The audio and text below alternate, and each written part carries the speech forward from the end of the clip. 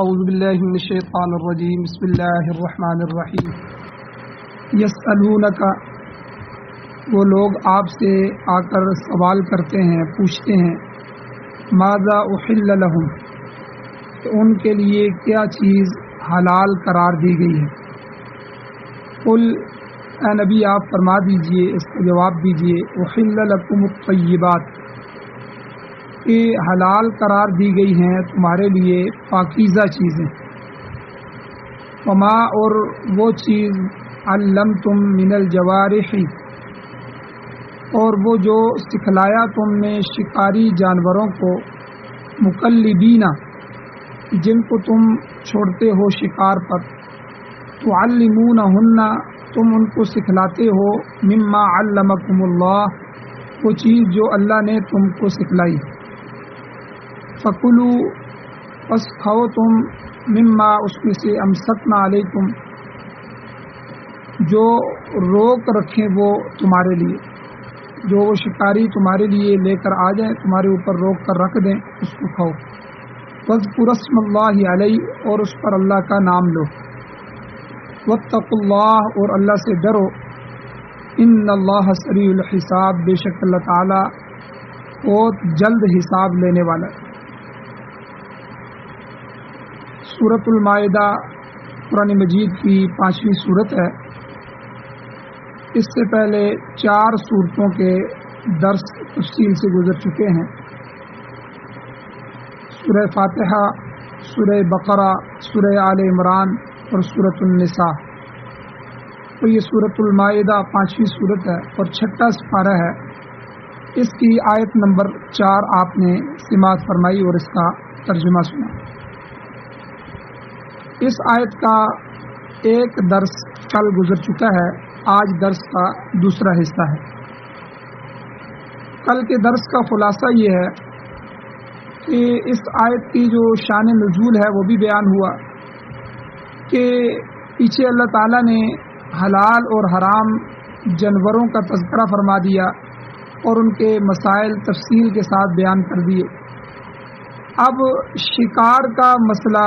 جو کہ ابھی تک حل طلب تھا، جس کے متعلق صحابہ کرام رضوان اللہ تعالی علیہم اجمعین میں کئی سوال پیدا ہوتے تھے، چنانچہ 2 صحابی حضرت ابو ثعلبہ خشنی رضی اللہ تعالیٰ عنہ اور عدی بن حاتم طائی رضی اللہ تعالیٰ عنہما، انہوں نے شکار سے متعلق حضور علیہ السلام سے مسئلہ دریافت کیا، جس کے جواب میں اللہ تعالیٰ نے یہ آیت نازل فرمائی اور شکار کی حلت اور حرمت کا مسئلہ بھی تفصیل کے ساتھ اللہ نے بیان فرمایا۔ اور اللہ تعالیٰ نے سب سے پہلے جو جملہ ارشاد فرمایا کہ اس کے جواب میں، اے حضور، اے نبی، آپ ان کو کہیں احل لکم الطیبات، کہ اللہ نے تمہارے لیے پاکیزہ چیزیں حلال کرا دی۔ یعنی تمہیں ذہن میں یہ خیال رکھنا چاہیے کہ اللہ تعالیٰ نے جو کچھ بھی تمہارے لیے حلال کیا ہے، یہ سمجھ لو کہ وہ تمہارے لیے پاکیزہ ہے، تمہارے جسم کے لیے فائدہ مند ہے، تمہارے روح کے لیے فائدہ مند اور سکون ہے۔ اور جو کچھ اللہ نے تمہارے اوپر حرام کر دیا ہے، لازماً وہ جو ہے تمہارے جسم کے لیے، تمہاری روح کے لیے نقصان دہ ہے، اسی لیے اللہ نے اس کو حرام کرا دیا۔ تو 2 چیزوں کے متعلق کل گزرا ہے کہ طیبات کے اندر 2 قسم کی اشیاء تھی۔ پہلی وہ جو محرمات کے مقابلے میں حرام حلال، حرام حلال، کتاب اللہ، سنت رسول اللہ صلی اللہ علیہ وسلم یا اجماع امت نے جن چیزوں کو حرام قرار دیا ہے، ان کے علاوہ باقی تمام چیزیں حلال ہیں، اور وہ حلال چیزیں طیبات میں شامل ہیں۔ ایک تو یہ۔ دوسری قسم طیبات کی وہ چیزیں ہیں جو انسانی فطرت اور مزاج کے ساتھ مطابقت رکھتی ہیں، انسان فطرتی طور پر یا مزاج کے طور پر اس کو خبیث نہیں سمجھتا، تو ظاہر ہے جس چیز کو طبیعت پسند نہیں کرے تو وہ استعمال نہیں کی جا سکتی ہے۔ تو اس میں بھی اللہ تعالیٰ نے طیبات کو واضح فرما دیا۔ اور شکار کا مسئلہ بھی کل تفصیلاً بیان ہوا تھا کہ بہت سے علاقے ہیں کہ جن کا کاروبار بھی شکار پر ہوتا ہے، اور ان کی معیشت کا انحصار بھی اور ان کا کھانے پینے کا معاملہ بھی سارا شکار پر ہوتا ہے۔ تو اللہ تعالیٰ نے ارشاد فرمایا کہ تمہارے لیے اللہ تعالیٰ نے وہ جانور بھی حلال کر دیے ہیں، وما علمتم من الجوارح، کہ جو تم نے سکھایا ہے شکاری جانوروں، یعنی مقلبین، جنہیں تم شکار پر چھوڑتے ہو، یعنی شکاری جانور از خود شکار کے پیچھے نہیں جاتے، تم انہیں چھوڑتے ہو تو تب وہ شکار کرنے کے لیے جاتے ہیں۔ تو یہاں اللہ تعالیٰ نے یہی فرما دیا کہ شکار پر معمور کرنے سے پہلے، تم حکم دینے سے پہلے تعلمونہن مما علمکم اللہ، کہ تم ان کو سکھاتے ہو وہ چیز جو اللہ نے تمہیں سکھائی ہے۔ یعنی مقصد یہ ہے کہ تمہارے لیے ان شکاری جانوروں کا شکار حلال ہے جنہیں تم شکار پر بھیجنے سے پہلے زیر تربیت رکھتے ہو۔ جب وہ اچھی طرح تربیت یافتہ ہو جائیں اور تمہارے لیے شکار کو لے کر آئیں، اپنے لیے شکار کو نہ کریں، تو وہ تمہارے لیے جائز۔ آگے اللہ نے فرما دیا فَكُلُوا مِمَّا أَمْسَكْنَا عَلَيْكُمْ، بس کھاؤ جو وہ شکاری جانور تمہارے لیے روک کر رکھیں، یعنی جو وہ تمہارے لیے لے کر آئیں تو تم ان میں سے کھا سکتے ہو۔ شرط وہی ہے فاذکروا اسم اللہ علیہ، کہ اس شکار پر اللہ کا نام بھی لو۔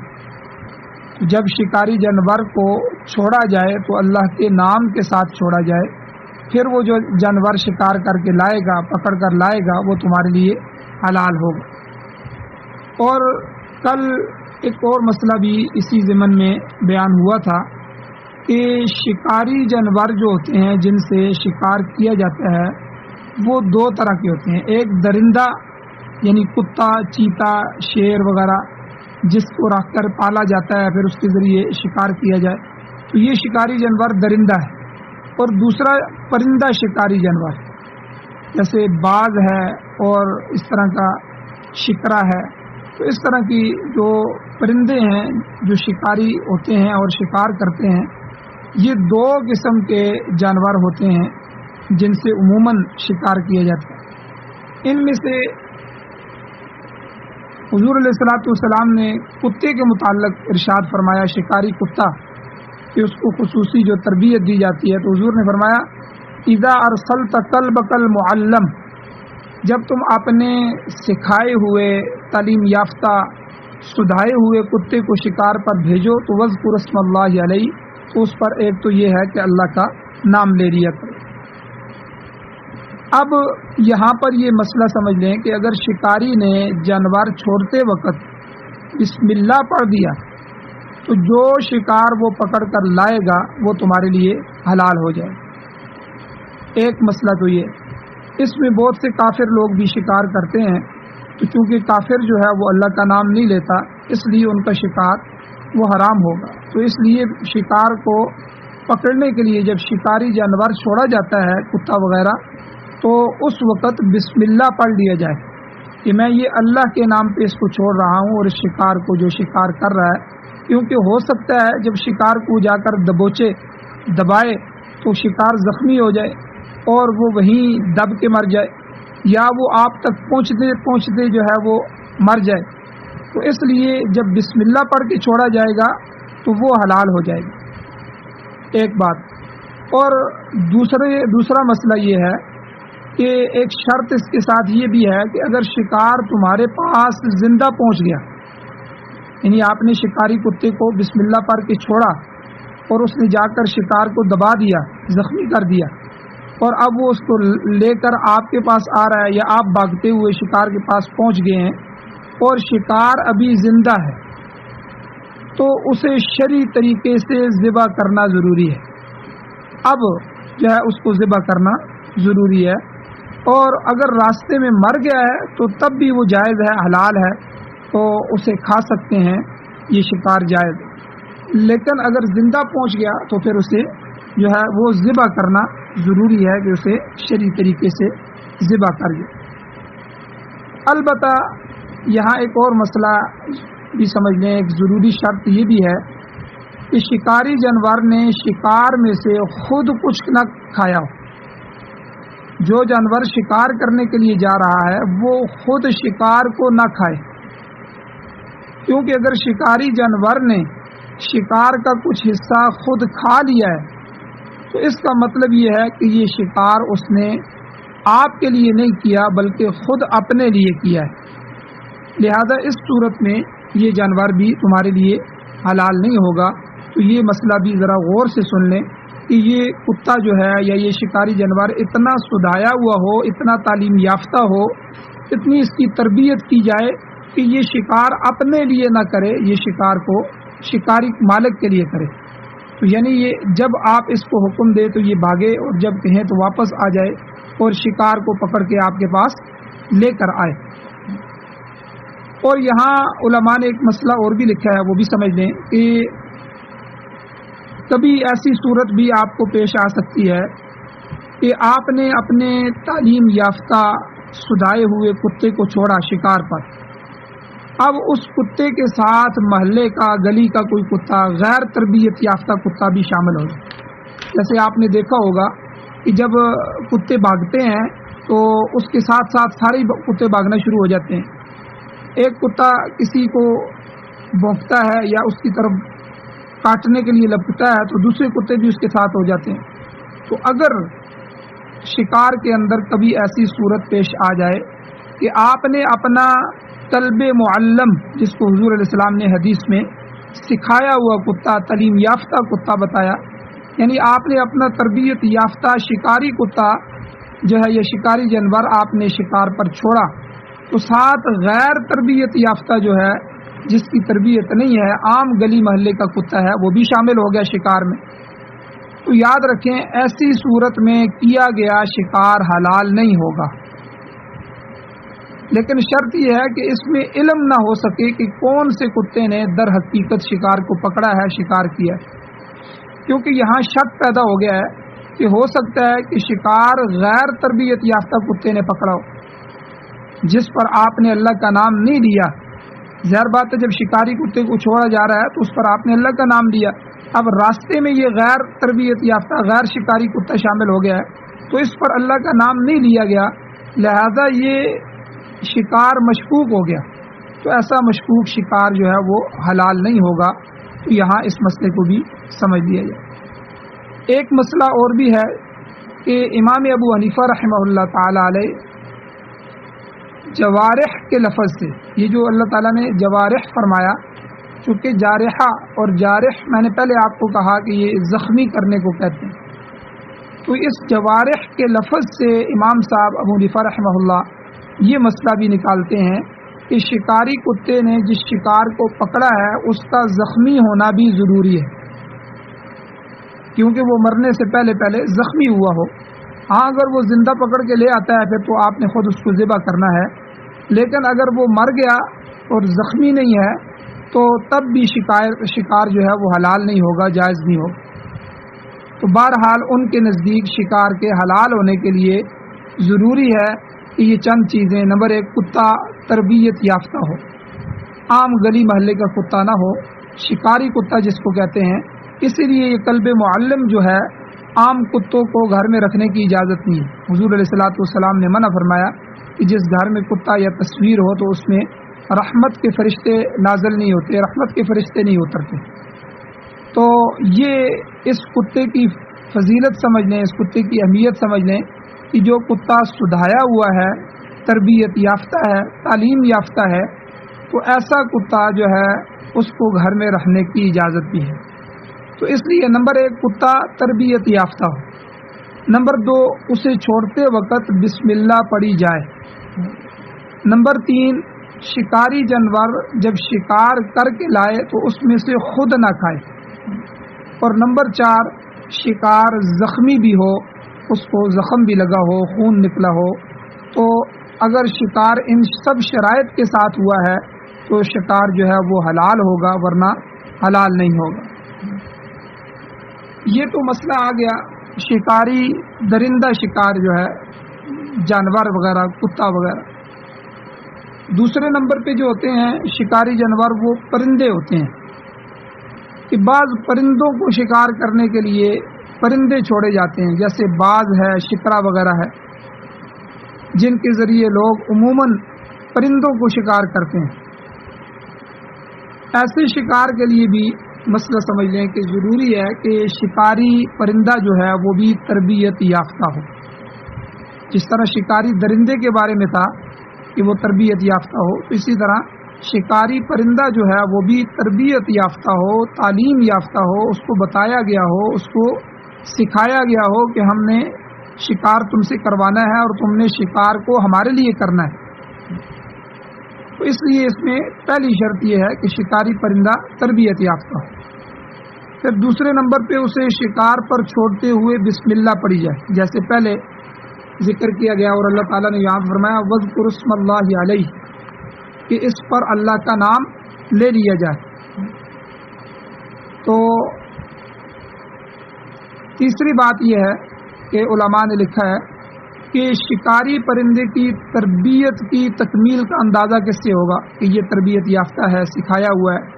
تعلیم یافتہ کتا ہے، عام کتا نہیں ہے، کس طرح پتہ چلے گا؟ علماء نے لکھا ہے کہ شکاری پرندے کی تربیت کی تکمیل کا اندازہ اس بات سے لگایا جائے گا کہ اسے